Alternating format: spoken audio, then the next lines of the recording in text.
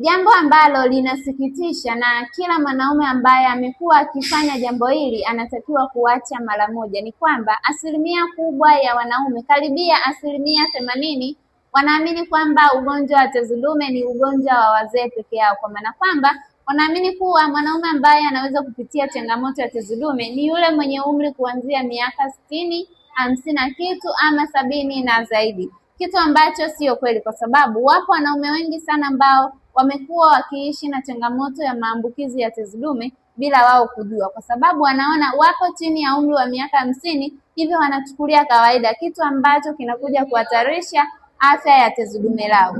Wewe mwanaume ambaye umekuwa ukiona dalili zote za maambukizi ya tezi dume, na kushauri na zingatia hili kwamba unatakiwa kuchukua hatua mapema, kwani kupuuza dalili za awali kunaweza kupelekea mwisho wa siku na wewe ukaja kuwa katika wimbi la wanaume ambao sasa hivi wanateseka na saratani ya tezi dume.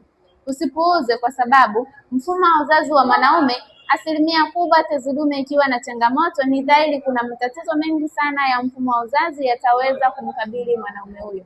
By the way, Aunty Afya Imara nimekuwa nikiwasaidia wanaume wengi sana wenye changamoto ya kutanuka kwa tezi dume. Huenda una ndugu yako, baba yako ama mjomba wako anapitia changamoto hii. Kupitia program maalum ya Prostate Care, wanaume wengi wameweza kuepukana na tatizo hili. Anaweza kuwa miongoni mwao kwa kuchukua hatua. Like na kushare video hii kwa wanaume wengi sana ili wapate taarifa, lakini pia waweze kujali afya zao.